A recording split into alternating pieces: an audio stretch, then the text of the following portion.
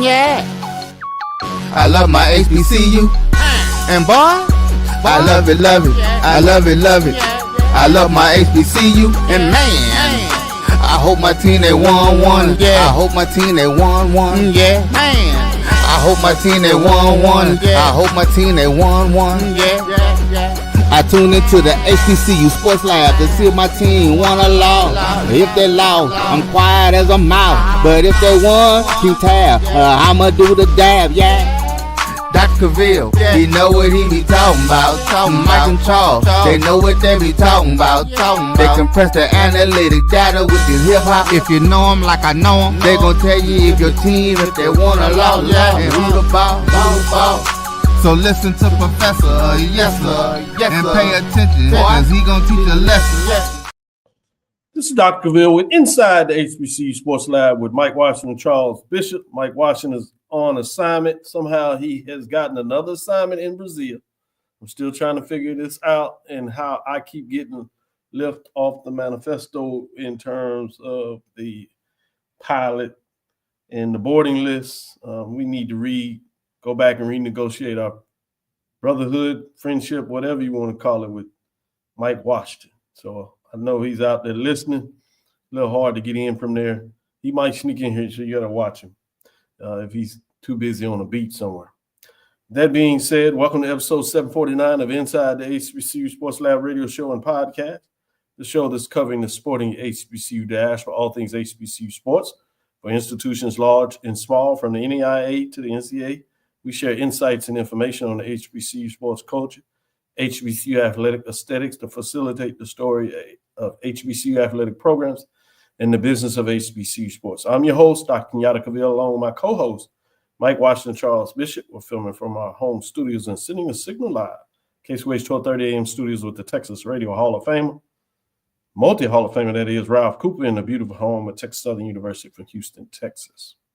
With that being said, let's bring on Charles Bishop and AD Drew, as they'll help me drive the ship today to give you a full show. We have a national champion to announce today in terms of the mid-major polls. We will focus on that early, but introducing the chairs news of the week is the big game, the SWAC Football Championship 2025. So we'll be interested as we get in the second half. We'll take a little dive for that. Check us out on Thursdays. We plan to have a big show. We'll bring in a couple of former SWAC coaches.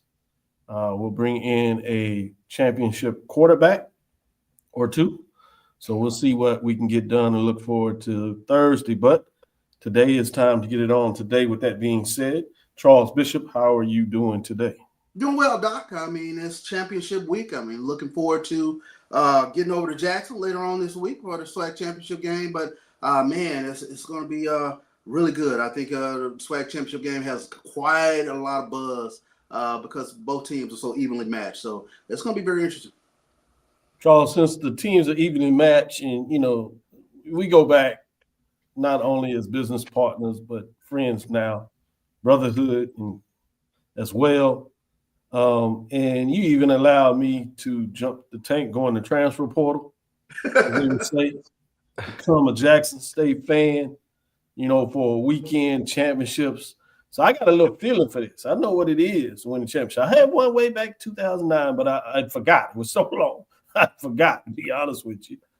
But on the cusp of it, so I don't know, are we still allowed to be friends? How does this work in the fandom world? As you go up the escalator? Okay, I was just checking. I didn't want to be out of hand and not do what I'm supposed to do because I hear some folks out there, social media world, they getting a little, getting it on, which I'm a major friend. But I'm just making sure that the rules will allow me to get back in the transfer portal. Get my Prairie View fandom on. I snug it on Sunday, but I'm neutral business. In fact, I got a little TSU, make sure there ain't no problem. But I see you decided to get on your Jackson State stuff, so I had to make sure. It's championship week. It's like being a Neo. I just put on all period. Head to toe. I like this. So it sounds like you're doing really well. This is a big week here at Texas Southern University. I'd be remiss. Finals week this week. This year is a little different. Usually after Thanksgiving, we have 2 weeks, which allows us to do, celebrate faculty end of the year. things of that nature, and then get into the following week, final exam, and graduation.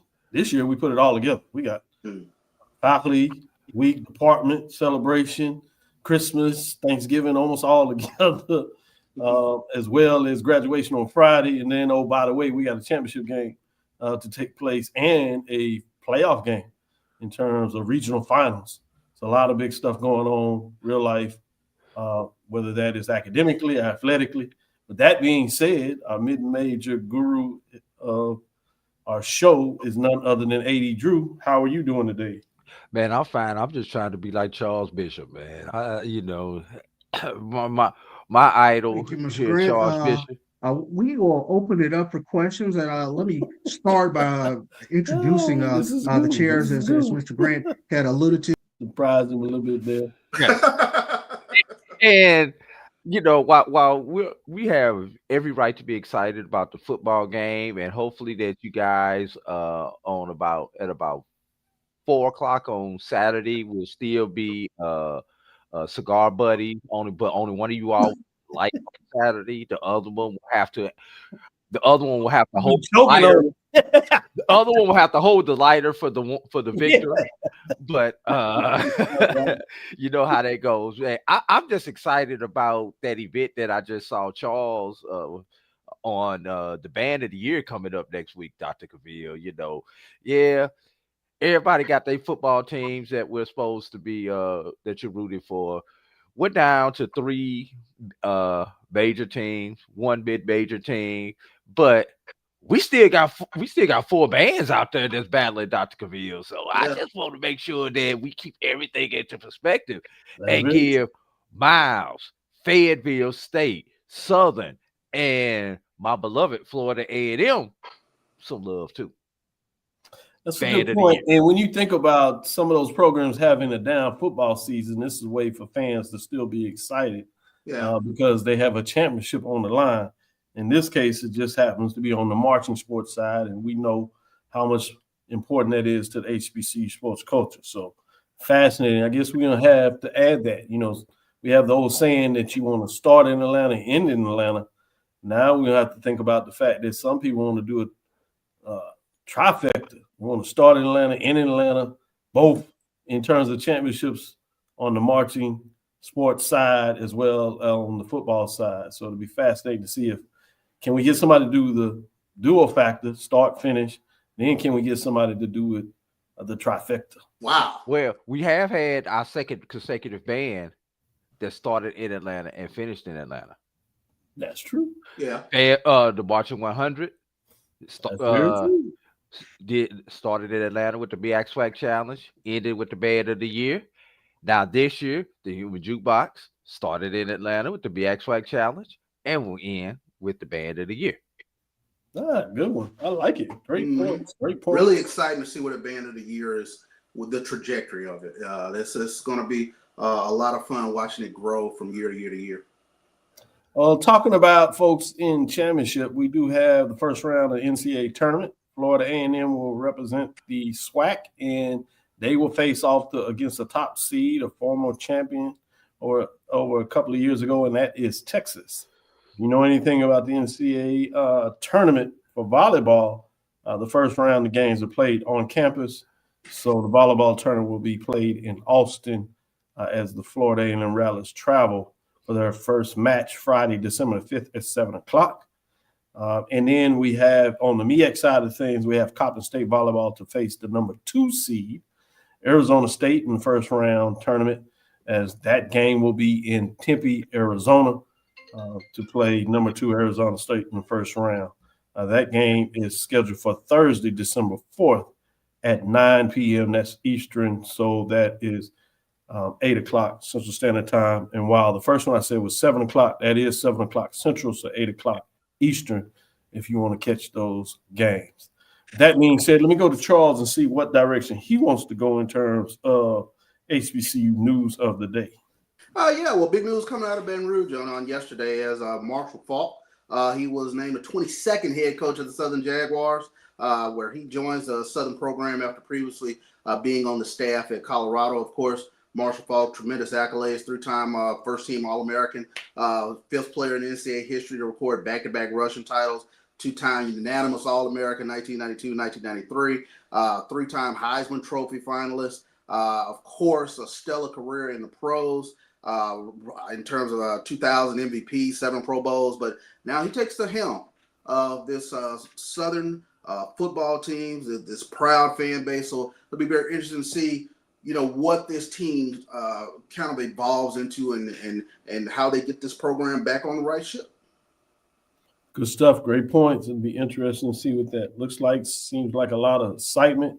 It was unique to see some Southern legends there support one football teammate, Hall of Famer in itself, Aeneas Williams, and then you have Hall of Famer on the other side in terms of basketball, NBA, legendary players of Southern's years there to support this opportunity. So that's a good first step to me, seeing folks seeking to get people on the same page on board. We'll see what that looks like as things move forward.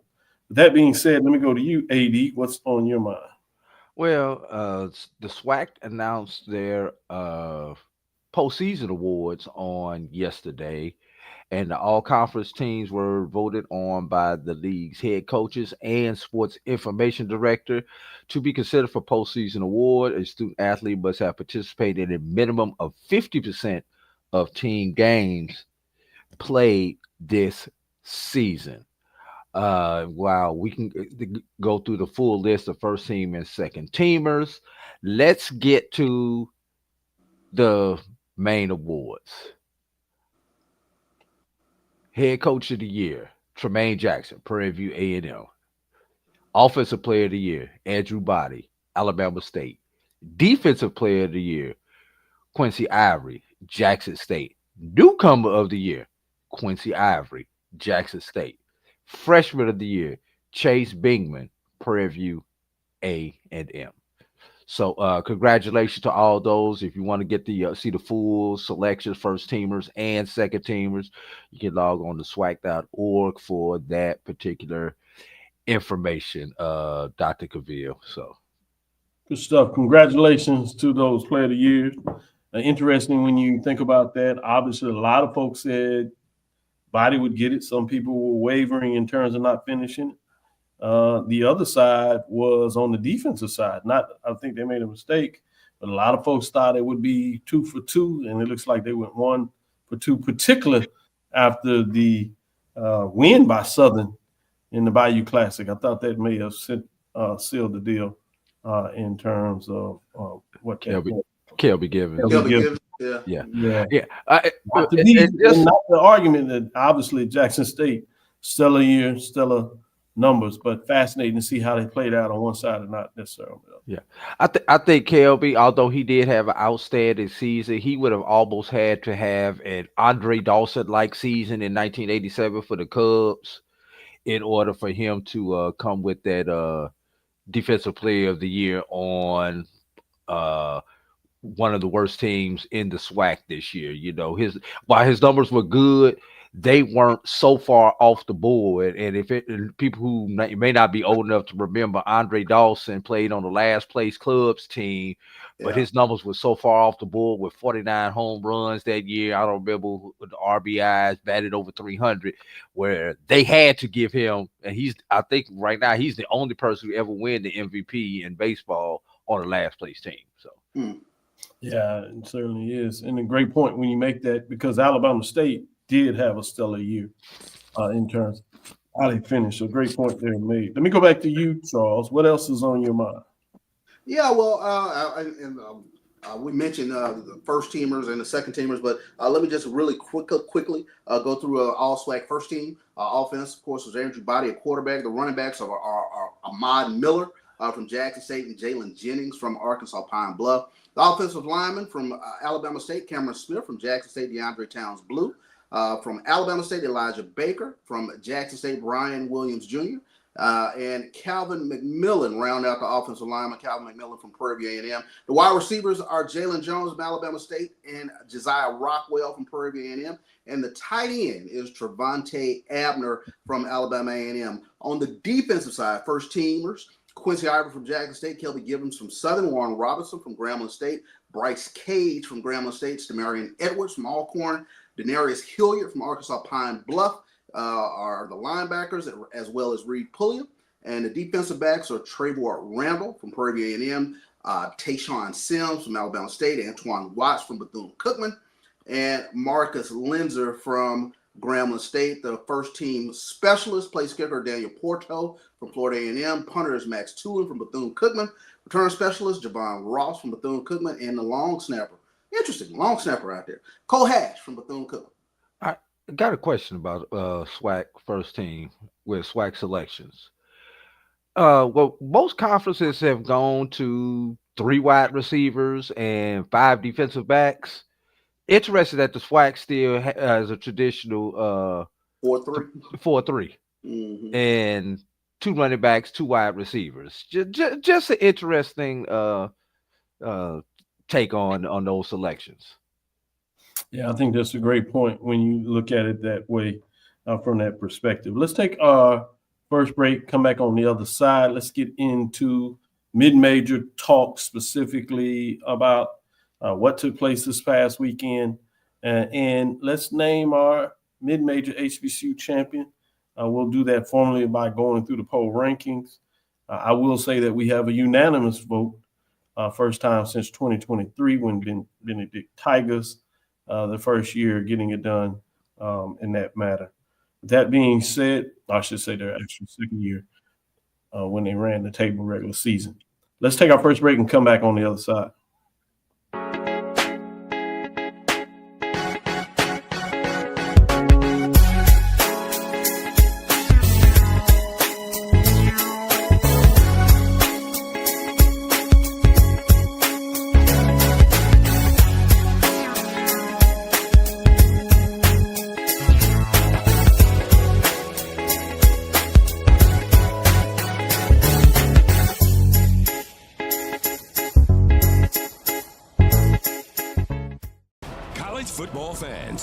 Celebration Bowl is celebrating 10 years of crowning an HBCU national champion. A champion will rise at Mercedes-Benz Stadium on December 13th as the MEAC and SWAC champions clash in Atlanta. Join us for championship football, interactive fan experiences, and iconic marching bands. It's an HBCU family reunion that you don't want to miss. See who will be crowned the next HBCU national champion. For event and ticket information, visit thecelebrationbowl.com.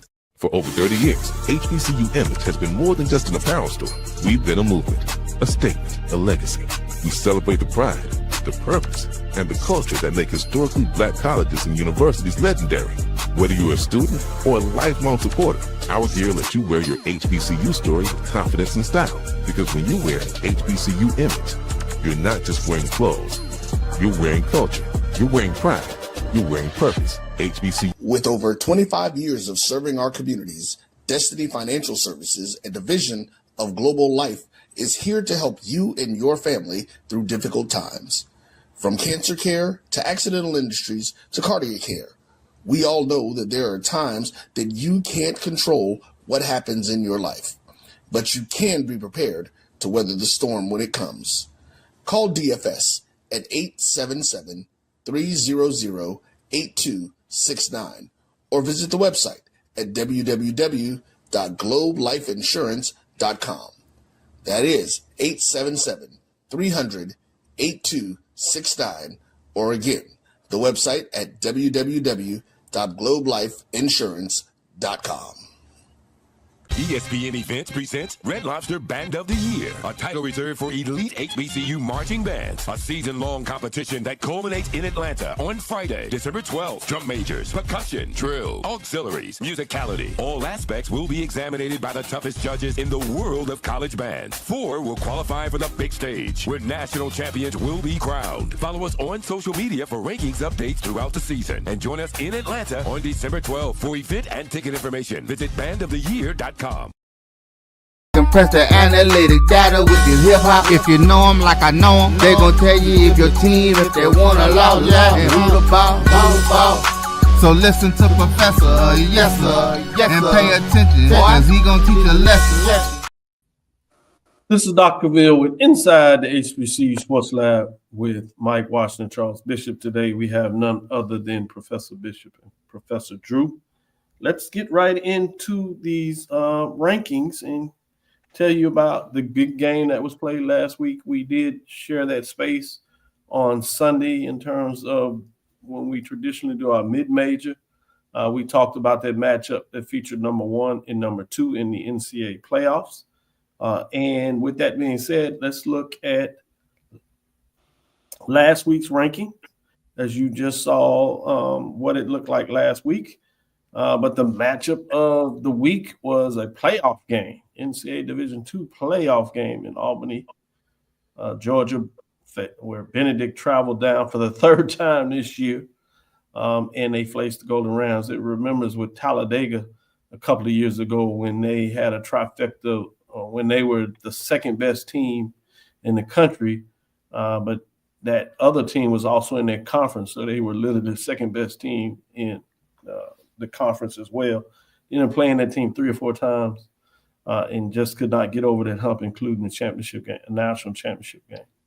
But in this case, it's Benedict Tigers, who each time were able to get a little closer, but could not get over the hump. And this was the last one for the year, as Benedict Tigers close the season at 10-3, 7-1, while the Golden Rams continue to play, as they say, win in advance. They improved to 12-1, 8-0, stellar record with 12 wins on a season, only 1 loss. That loss was on the road to a FCS program, Florida A&M, where they had to lead at half with a lot of interest there. But they win this matchup 14-12. Let me stop right here because none of the other teams played. Let me get some further thoughts in terms of this matchup. I'm going to start with you, Drew. As you were there, being able to have an eyewitness to this fantastic game, where Benedict Tigers defense did their part, but Achilles heel all year long was Benedict finding a way to get some offense. They did get in the end zone, make it close, but could not get over the hump in this matchup. So shout out to Albany State, where we hadn't had a lot of focus. They had to be solid all year long, but their defense got it done in this matchup as well. Classic case of when you have 2 quarterbacks, you have none, Dr. Cavil. And Benedict was the epitome of it. Look, that defense played lights out. You could not have asked for a better performance from the guys on the defensive side of the ball.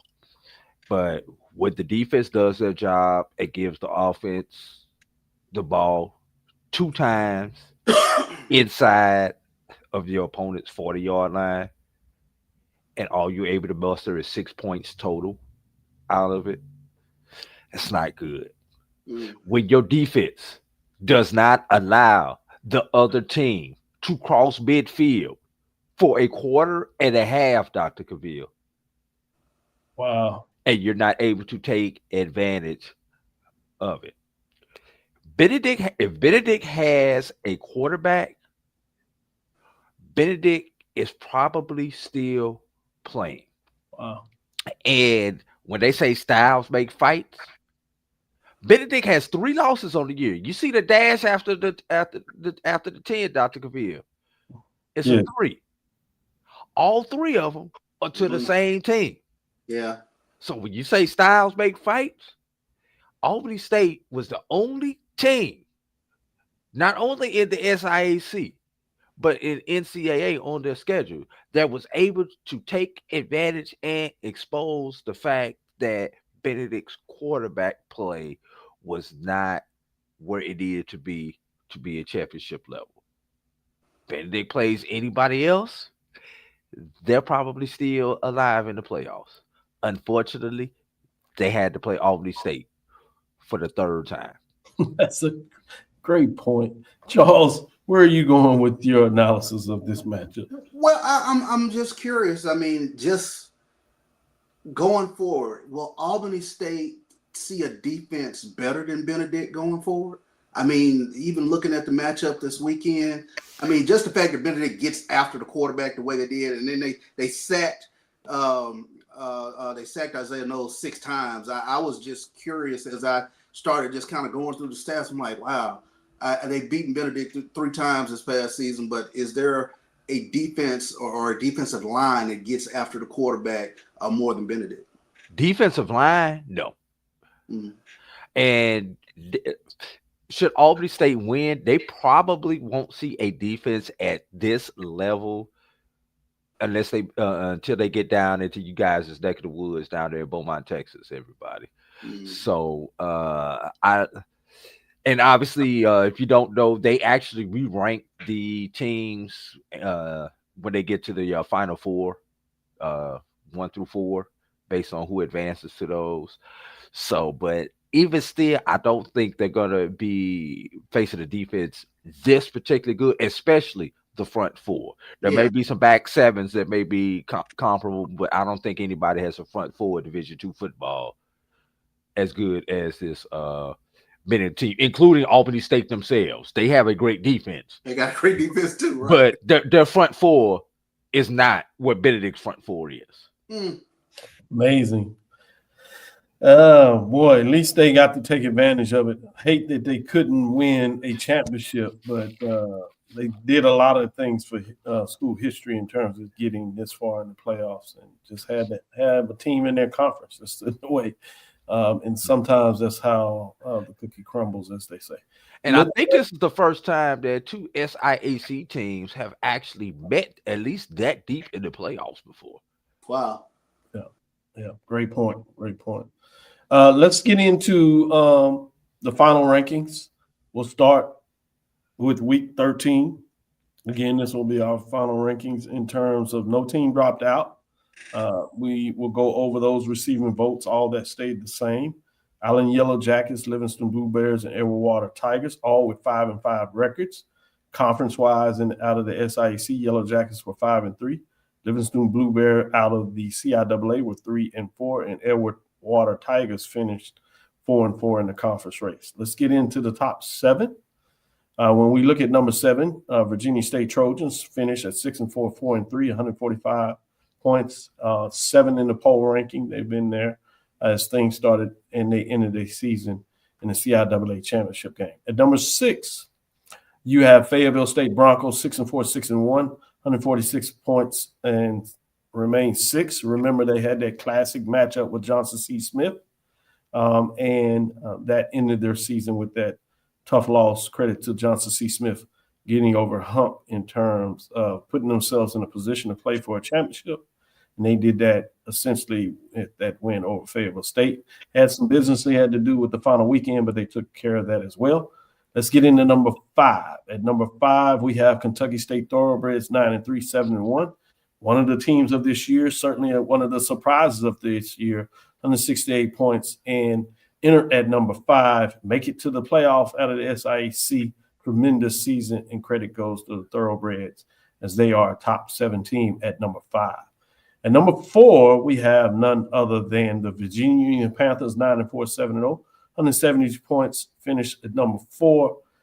You get the 9 wins, make it to the playoffs, and for them, in a lot of ways, this is a disappointment after winning a national championship last year, making it deep in terms of the regional finals and winning a CIAA championship. They did not get any of that done this year.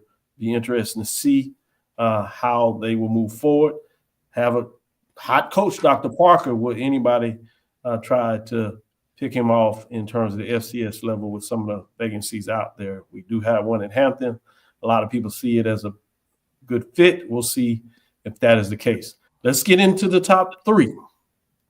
We're going to stay in the CIAA with Johnson C. Smith, the Golden Bulls, 10-2, 6-1, 195 points. Magical season for them as they earn a CIAA championship, first one in multiple decades. getting over the hump, not only against Fayetteville State that I mentioned earlier, but getting it done against the big bully Virginia Union Panthers. And in fact, they got a little payback because they lost to Virginia Union early in the season, but not to be unveiled. And they did it in fine fashion, running away in the CIAA championship. They get bid to the playoffs. They did lose in the first round, but they finished with 10 wins, 10-2, 6-1. Great season, nothing to hang your head up. They do have a championship to take home with them, but they finished at number 3. Bringing us to number 2. SIAC won the matchup against the CIAA in the regular season. It was a close one, 4-3, but they get it done in fine fashion, coming back with the last 2 matchups going to the SIAC. It was a precursor to see what kind of season the SIAC would have. Benedict Tigers 10-3. All 3 of their losses are to the number 1 ranked team. Just think about that. They get into the playoffs, win a round in the playoffs. Stellar defense. We told everybody, listen, they had a championship defense, and they proved that in the playoffs as they won a game and created a de facto national mid-major champion where it was played on the field. We haven't had that luxury since I've been doing the poll rankings. 196 points, 2 in the rankings. Bringing us to number 1. No one is surprised about this. The Albany State Golden Rams are still playing, so I will not say finish the season. They have 12 wins on the season, 12-1, 8-0. They have all 8 first place votes, 210 points. They are number 1. Give you a couple of things about this team in regards to what Ken Gray was able to do. Obviously, the defeat, Benedict Tigers on the season, getting it done there. And so this is the first championship for Albany State since 2010, when the legendary Coach Mike White had his 3rd championship in 8 years. And that goes back to 2003, where they won back-to-back in 2003, 2004. This was the 2nd year that I started doing the poll rankings that went back to 22 when Fayetteville State. That means 9 SIAC championships, 13 for the CIAA, just for those that are counting. We do have one with Langston out of Central Football League, the only other program that was able to get a championship since 2002. So credit to Quinn Gray, Albany State Golden Rams, all the fans out there as they continue to march through the playoffs. Charles, what are your thoughts in terms of the poll rankings? Kudos to Quinn Gray and Albany State, but just looking at it, we got 4 CIAA teams, 3 SIAC teams in the top 5. Who had the better year from the CIAA and the SIAC? SIAC still playing. I think what's unique is I think the SIAC was probably top heavy, right? Especially when you think about 1 and 2, you get Rising Kentucky State. You probably had a little more parity in the CIAA, and it was a little deeper, which is what creates more teams in the top 7, particularly when you think about how Edward Waters failed late in the season. They were probably holding the head. You give credit to Allen, who almost snuck in there, but they started a little late, even though they got hot during the stretch. So I think that's kind of the lay of the land for me to tell of the tape when you look at it. But great question when you talk about that. And I think A.D. Drew made the magical point. SIAC is still playing. Right. And in fact, they had 2 teams still playing even last week, with them being the top 2 teams. So I think the SIAC, when you talk about 4-3, they were the best conference in multiple ways this year, although they only have 3 in the top 7. But think about this. They have 3 in the top 5. Right. 3 in the top 5. Exactly. A.D. Drew, what are your thoughts? First of all, you mentioned Allen. I want to give a shout out to our number 8 team, Allen, who won their last 4 games consecutively. So shout out for that, like you said, getting into the conversation, because they were a team that we left for dead. My big, and I agree with this poll 100%. My toughest debate was what to do with 3, 4, and 5, Dr. Cavil. Okay. You had a Union team that did what they did in the regular season, but lost the last 2 games. You had a Kentucky State team that didn't make the SIAC championship game, but was the hottest team going into the playoffs, and the record proved it. They had won more consecutive games going to the playoffs than anybody else. And then, of course, you have Johnson C. Smith, who was the CIAA champion and avenged their loss earlier to Union. Then I started thinking about it. Of those 3 teams that lost in the first round of the playoffs, how much do I weigh that in? Because Johnson C, of the 3 teams that lost, probably played, not Johnson C, Virginia Union, of the 3 teams that lost, probably played the best game of the 3.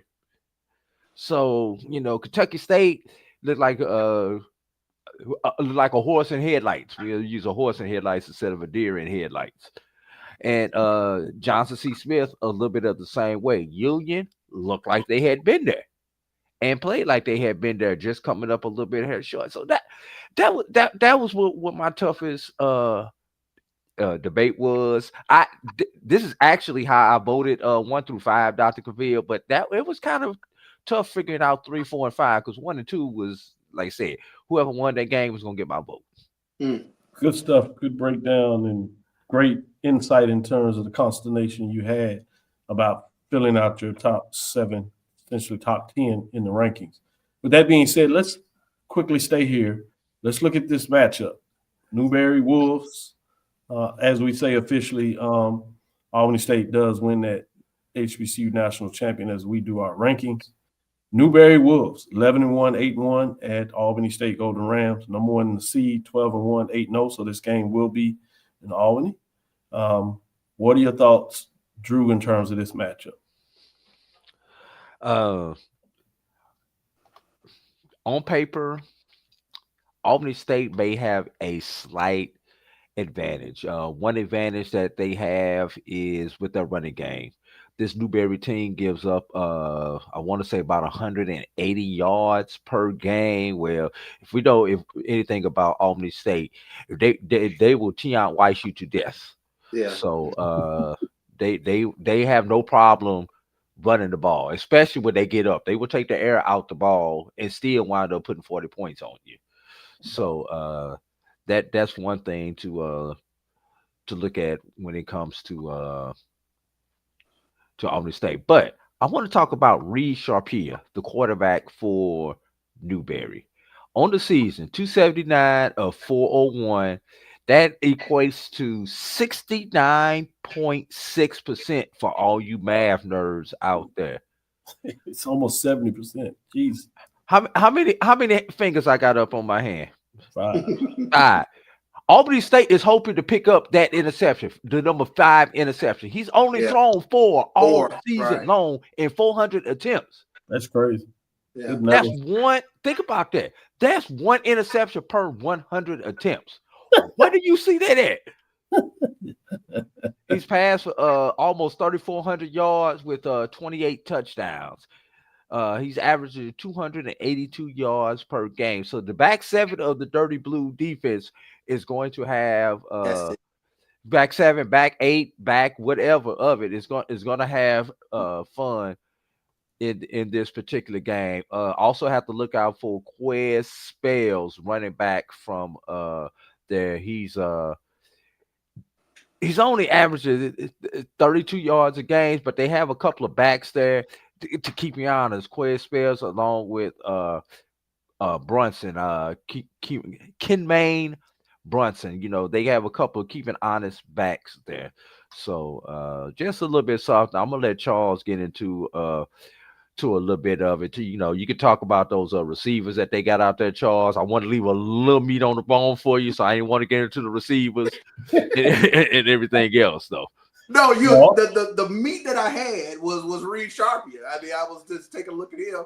28 touchdowns and only 4 interceptions, but and that was my key looking at this game was, can they get to resharpen you. That's the big thing. And doing some research here, one of the things opposing coaches talked about with him is the fact that he gets the ball out of his hands so fast. That's why he does a tremendous job in terms of not allowing a defensive line or allowing a blitz to get to him. So that's one of the things that you take a look at.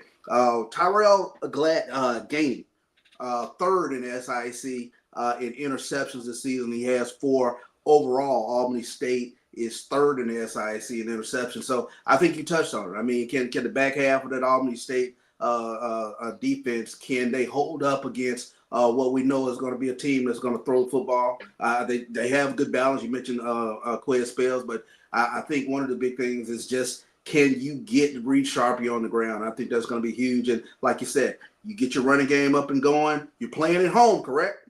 Yes. So I think that's huge, in terms of getting the home cooking and whatnot. So I think Albany State can get the W in this. You talk about the sacks, Charles. Newberry has only allowed 16 sacks all season. Only allowed 16 sacks on the season. Exactly. Yeah, and part of that is just the fact that he gets rid of it so fast. So you might get some tackles for loss, but not necessarily sacks. The other thing is obviously everybody's back from Thanksgiving. Yeah, you getting into your Christmas break, but it does give a chance for a lot of folks to have that extra time to get out there. And they'll probably pick up some FAMU fans checking out Quinn Gray that are in the area that want to cheer him. Let the man finish his season, Rattlers. Let him finish his season before y'all start tampering. Yeah, exactly. I was talking about more about cheering and supporting him, but you're right. That needs to be thrown in there because you got some folks that probably, if not careful, will be tampering for sure. With that, let's take our next break, come back on the other side. And there is another big game this weekend, and it is in the SWAC. We'll talk about that matchup on the other side. You're looking for the latest information on Southern University sports, the Southwestern Athletic Conference, and HBCU athletics. There's only one place to go. Tune in to the Carlos Brown Show, exclusively on the Black College Sports Network. Planning an event? From weddings to corporate functions, CMJ Events LLC brings over 15 years of experience to make your vision a reality.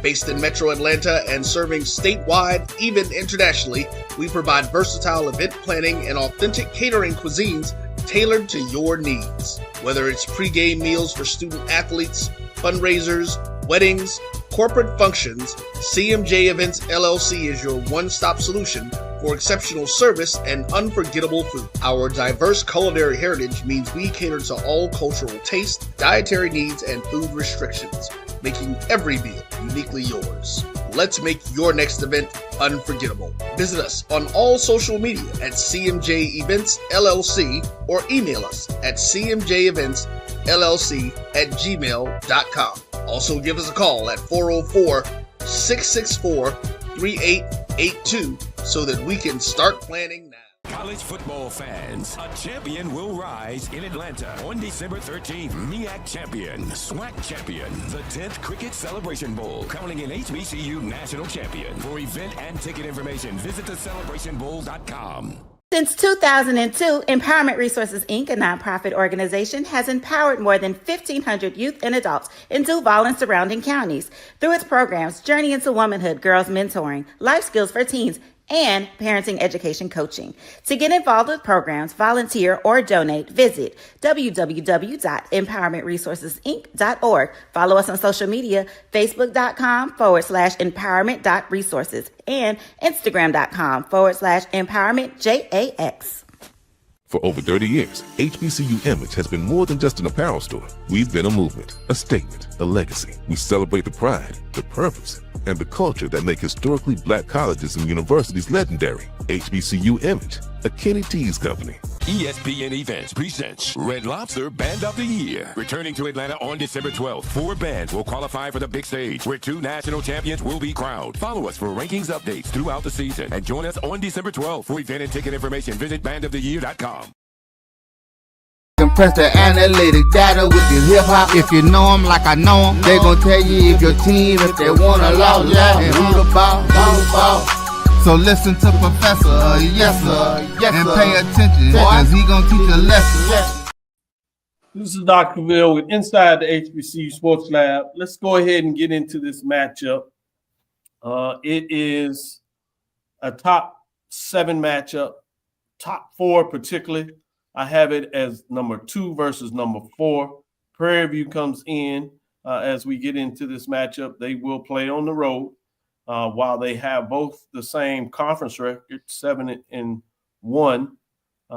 You have Jackson coming in at 9-2, 9-3 in terms of that. Let's go to the next slide there. If you would, Drew, to kind of break down as we get in this championship matchup. Prairie View A&M Panthers, as you see, as I said, come in at 9-3, 7-1 at Jackson State that comes in at 9-2. I want to look at this a little bit. As you heard earlier, Prairie View brings on the freshman of the year along with other players that were first and second team, a host of players. But he will be facing, if you would, the defensive player of the year as well as the newcomer player of the year in terms of this matchup. So fascinating when you talk about Ivory and Bignell in terms of what they bring to the table. But with that being said, I want to kind of do a blind test, if you would. You see there, as I use the Lab logo helmet and THG presenting sponsor helmet, if you would, of the show. Which side, I'm going to start with you, Charles. Which side do you see as Prairie View statistics versus which side do you see as Jackson State statistics? You can go left or right. Ask the question again, and which side? When you look at your blind resume test and you see the statistics there, which statistics belongs to Prairie View, which side belongs to Jackson State? Oh yeah, I think definitely the passing statistics. The passing statistics belong to Prairie View, whereas the rushing statistics belong to Jackson State. I think on the left is Prairie View, Jackson State. Yes. Yeah. So I mean, when is Prairie View or Jackson State, which one are you saying? Oh, I'm saying when I'm going down and I'm looking at the pass offense, I would think that the higher passing offense would definitely be Prairie View. I believe that would be on the right. Yeah, if I'm taking a look at it, I don't have my glasses on, so it's blurry to me right now. My fault. And I thought I was close enough to it, but I'm like looking. I'm like, oh, okay. I think that's Prairie View over here to the right, and that's Jackson State to the left. So. I need to expand that a little bit for you. It's there, but it ain't there. Yeah. Exactly. Help Charles out. Yeah, I was like playing hardball with him. I was about to say the blind part of it. No, I'm almost. So right or left? Which one are you saying, Drew? Right side is definitely Jackson State's on the left and Prairie View's on the right. But I mean, honestly, there's not a whole lot of difference between the two. That's what is intriguing about this. But actually, I transposed this. Actually, the statistics on the left are Prairie View, and the statistics on the right are Jackson State. Now, the next slide is going to flip it, and so you'll see the names. So I flipped it. It's actually left Prairie View, right Jackson. And you see I actually put in the number 1 rankings, which gets back to what you were saying, Charles, in terms of stats. Number 1 in terms of passing. Both offense and defense may be intriguing for some people. But when you look at rushing, you actually have number 1 in terms of offense and defense. And I only took the 8 conference games that they played. I thought that was important because you know what we do in non-conference, whether it's playing up, playing down, and sometimes that can skew stuff. It does tend to fall to the middle, but I thought we'd get even a better schematic in terms of that if we just looked at the 8. But you see 7-1 overall conference, everybody knows that. 6 common opponents. Both were 5-1 in terms of the common opponents, with Prairie View's lost to Alabama State. Jackson State lost to Grambling, but 5-1 in terms of what they did there. Points scored are really close, 278 to 295. And even when the teams are not number 1 in their particular rankings, it's fascinating to me. They're like top 4 above, most of the time top 3, even when you transpose that. So these teams are playing really good football. Another one that's intriguing me is opponents' records is really close too. 25-39 for Prairie View, 27-37 for Jackson State. Again, looked at those 8 conference games in terms of what they played in those matchups. So to tell of the tape, some data out here for those that are data nerds. Obviously, by this time you can tell that these are really quality teams. So they're going to do what they do best. It's going to be interesting to see who can get to what they do best and which other team can stop a team maybe a little bit in terms of what they do best. And there's some ways where this is a collision test. What Jackson State does well is also in a lot of ways what Prairie View on the opposite side of the ball does well. So it'd be fascinating to see what that looks like in terms of being able to stop. With that being said, let's go back to the next graphic, where we just talk about the matchup. Charles, where are you in terms of this matchup? You had a little more time to think about it, looking through the data, looking at the numbers, whether that means a lot to you or not. Where are you in terms of what do you expect in this matchup coming up on Saturday? I think I've said it pretty much all season with regards to Jackson State in terms of their keys to winning football games. They physically wear you down. And that's one of the things that I give credit to Alcorn in that last game. That was one of the only games that I've watched with Jackson State over the past 2 years where they didn't, by the fourth quarter, the defensive line wasn't physically worn down.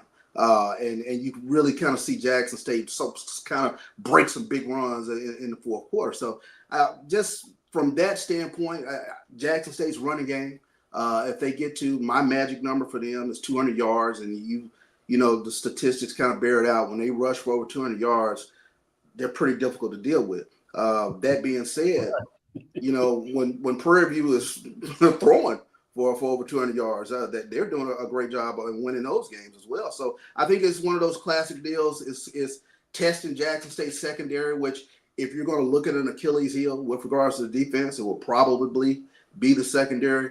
And consequently, the Achilles heel, Prairie View, tremendous defense. But if I'm going to attack, Prairie View's defense, I got to attack the front four. I've got to get that running game up and going. You've got to get those linemen to the second level so they can get to those linebackers. Prairie View has some tremendous linebackers, but if they're taking care of business in terms of getting beyond those that front four and getting those guards on those linebackers coming downhill, Jackson State's real difficult to deal with in that regard. Great analysis. 80, Drew, what is your breakdown? What is your tell of the tape? What stands out to you in terms of the matchup between Jackson State and Prairie View? What stands out to me, if we would have gone back to that, matter of fact, I will go back to the slides as I could push the buttons. When you go back to this slide, Dr. Cavil, and you look at these number one rankings between these two teams, what you find is that most of these stats, when one is not number one, the other one is top three. Right, I agree. The only team that's usually in between them, if they're not 1-2 and they're 1-3, is the other 10-win team in the SWAC, that being Alabama State. Right. So, and the other thing is the contrast, where a team may be number one in this offensive stat, and then the opponent in this matchup is number one in the counter defensive stat to that, or top three. So we said it Sunday on our show. Brian and I both said, at least in the on-campus championship game era, this is definitely the best matchup on paper coming into the contest. Now, the game still has to be played on Saturday, but when you look at how evenly matched these two teams are offensively, defensively, special teams, etc., I do think Jackson State has one slight advantage if this game is close. That's going to be in their kicking game, and I mean their ability to kick a field goal. Jackson State has shown that the ability to go for Prairie View just does not go for field goals, which also kind of bids into Jackson State fourth down defense. Prairie View has had a little bit more of a tendency to go forward on fourth down, and Jackson State has had a good fourth down conversion defense. So let's pay attention when the ball gets into that too far to kick, too close to punt territory. Yeah, we all know what that is. That's between the 40 and the 25. And let's see how the game plays out in that area. Do they get those first downs on that fourth down, or does the ball get turned over on downs right there? Do we get 3s versus 7 when the ball gets inside the 25? Those are the type of things that are going to make a difference in a ball game like this, outside the obvious turnovers, penalties, etc., etc. And I will say this, and I think within the last 5 years, Jackson State has gotten back to that being a true home field advantage. And I've talked about this often, Doc. When that synergy gets going between the crowd, the band, you feel that down there on the field, and that could be a huge factor, especially when you come down to the last 8 minutes of the football game in the fourth quarter, where the crowd is rocking, and if things are close, whatever the case might be. But I felt that energy down there on the field when I was working with Jackson State. That is a true something that gets up and going. It is very interesting as of today. It's a 60% chance of rain on Saturday.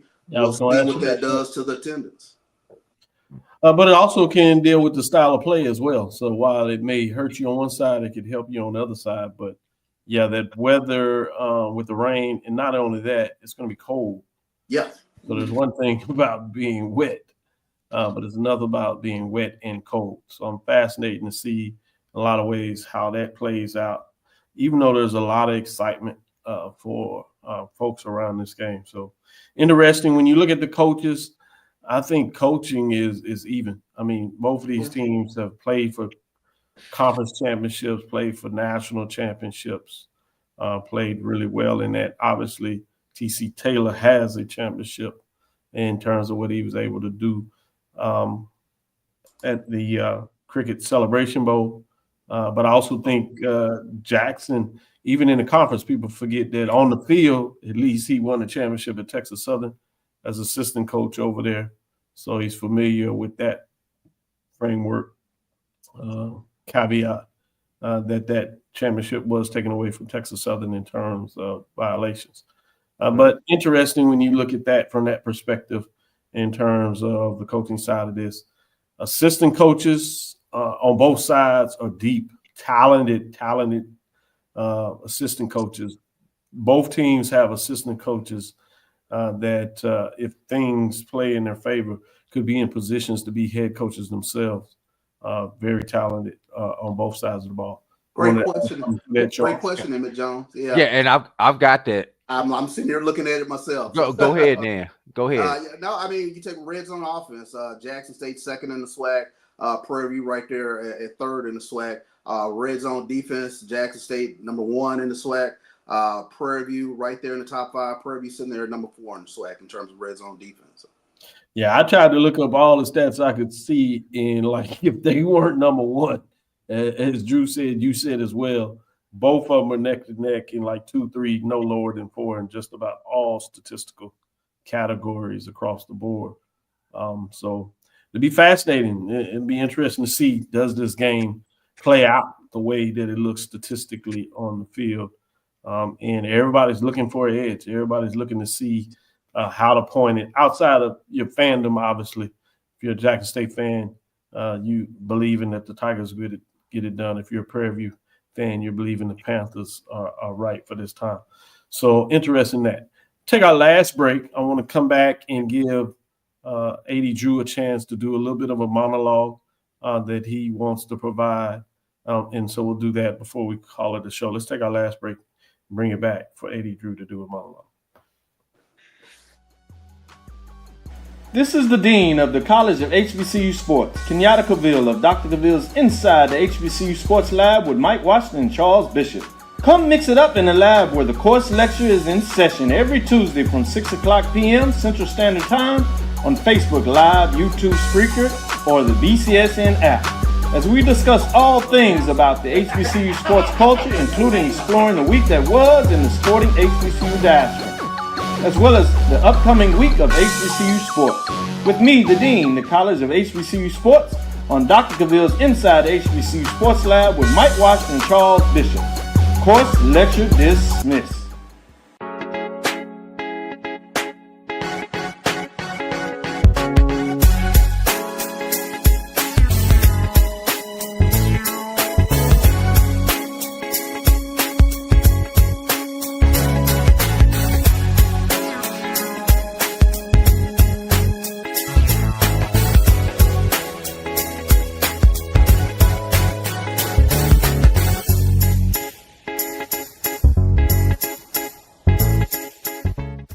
It's never too early to plant the seed, to share the tradition, and instill a sense of pride in your HBCU with your little ones. HBCU Pride and Joy Children's Boutique helps you share your school spirit with a wide selection of adorable kids apparel and accessories officially licensed from your favorite HBCU. Visit hbcupridejoy.com and follow us on all social media at HBCU Pride Joy on Facebook and Twitter. For over 30 years, HBCU Image has been more than just an apparel store. We've been a movement, a statement, a legacy. We celebrate the pride, the purpose, and the culture that make historically black colleges and universities legendary. Whether you're a student or a lifelong supporter, our gear lets you wear your HBCU story with confidence and style. Because when you wear HBCU Image, you're not just wearing clothes. You're wearing culture. You're wearing pride. You're wearing purpose. HBCU. College football fans, the Cricket Celebration Bowl is celebrating 10 years of crowning an HBCU national champion. A champion will rise at Mercedes-Benz Stadium on December 13th as the MEAC and SWAC champions clash in Atlanta. Join us for championship football, interactive fan experiences, and iconic marching bands. It's an HBCU family reunion that you don't want to miss. See who will be crowned the next HBCU national champion. For event and ticket information, visit thecelebrationbowl.com. Compress the analytic data with your hip hop. If you know them like I know them, they gon' tell you if your team, if they wanna lose, and who the ball. So listen to Professor, yes sir, and pay attention, cause he gon' teach a lesson. This is Dr. Cavil with Inside the HBCU Sports Lab with Mike Washington and Charles Bishop. Mike Washington is out on assignment, so we have none other than Charles Bishop as well as A.D. Drew. As we wanted to provide a platform to allow A.D. Drew to do a closing monologue. With that being said, I'm going to turn it over to Drew. Zach, I agree with you. The more film that I watch, the more I dive into these stats. Yes. Yeah. Yeah, this should be fun. That's gonna be one of those. Than you just being a fandom, and obviously you want to continue to win. But if you're just a football person that loves opportunity to see good matchups, good games, obviously you want your team to win. But a lot of us focus on just saying some good football at times. And Zach, I agree with you. The more you continue looking and you see the numbers and dive into it every day that you get into it, you be like, damn, this should be a damn good game. Yeah, which kind of takes me down the road that I want to go to close this out. The winner of this game goes on to Atlanta. And as good as this matchup is this upcoming Saturday, I think the matchup, no matter who wins this game on Saturday, will be just as good when these two teams get to Atlanta.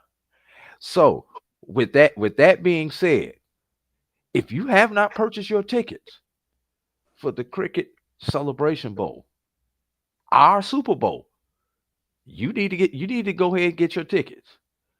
And if you're going to be there, you might as well come to the Friday night event. We've got 6 institutions who will be in Atlanta representing their school.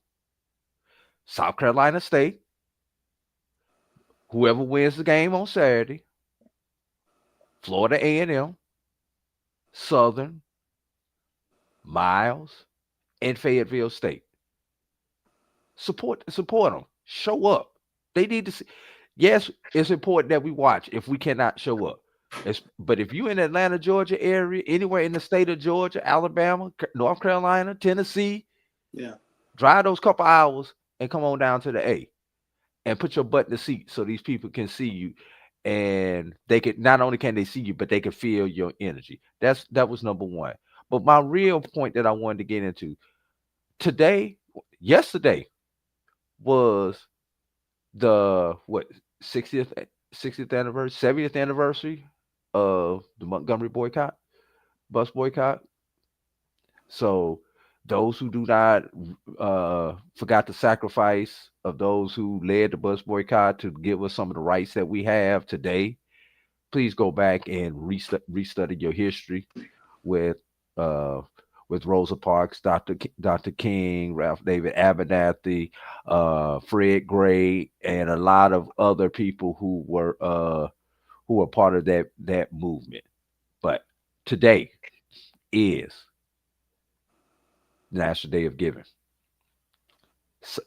So all you guys in the chat who would like to talk all this crap about your athletic program, shut up until you open up your wallet. Let's start off with this. There are two fine institutions that this panel works for. If you don't know where to send your money, Texas Southern can use your money. If you don't know where to send your money, a student at Morehouse can use your money. If you still got somebody left over with that, Dr. Cavil's alma mater, Prairie View A&M, can use your money. Charles Bishop's alma mater, Jackson State, can use your money. One of my alma maters, Florida A&M or Tuskegee, can use your money. I'm pretty sure most of us are not in the area where we went to college at. There's a HBCU in your region that can use your money. And I'm not talking about a whole lot of money, y'all. You don't have to go write checks with commas in it and all that kind of stuff. Those $5, $10 donations that you guys give add up. There's a couple hundred people on this live right now. If everybody on this live was to give $5 to your alma mater, $5 to the institution that is closest to you, and $5 to one of the schools that one of us are associated with, that's $15. That's not a whole lot. Charles, I could think of more stupider stuff that I've spent $15 on than giving $5, $5, and $5 to an institution. Would you agree, Dr. Cavil? Absolutely. Yeah. That was my monologue on today's Day of Giving, and every one of our institutions is doing their own campaign. Open up your wallet and do what you got to do. Cash App's it. And if you can't do it today, we understand it is the first of the month. Bills are due. Find time and put it in your budget to do it the next time that your pay cycle allows you to do it. I'm done. Great monologue. Perfect place to close it. Good information and extremely important. Hopefully everybody adheres and understands the message. Do what you can when you can. Particularly is a great day when you talk about the Day of Giving. After Thanksgiving, in that matter. Thank you for listening to Inside the HBCU Sports Lab. Make sure you share our podcast with your friends and colleagues. I am Dr. Kenyatta Cavil, the Dean of HBCU Sports, coming from inside the lab in the College of HBCU Sports with Mike Washington, Charles Bishop, A.D. Drew. Again, we want to thank you for listening to Dr. Cavil's Inside the HBCU Sports Lab with Mike Washington, Charles Bishop every Tuesday and Thursday. We'll be back on Thursday at 6 o'clock. Be on the road, have another HBCU lecture series we plan to do in Huntsville, Alabama at Alabama A&M. Bringing on two ADs. We'll have Dr. Paul Bryant, Director of Athletics at Alabama A&M University, and Dr.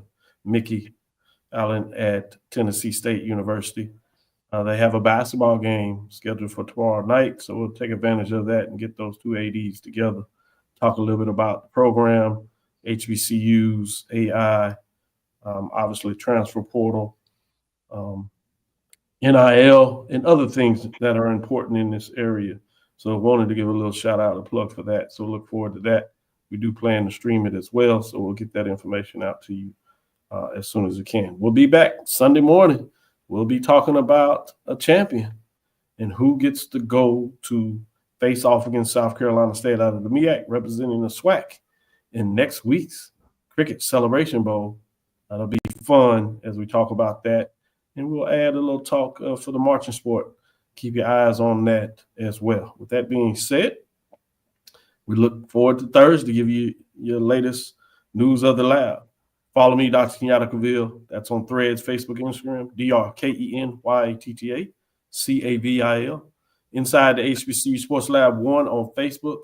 Inside the HBCU Sports Lab on YouTube. Dream big. Continue to move forward. We will talk with you soon. Charles. Of course. Drew. Lecture. Dismiss. Travel light.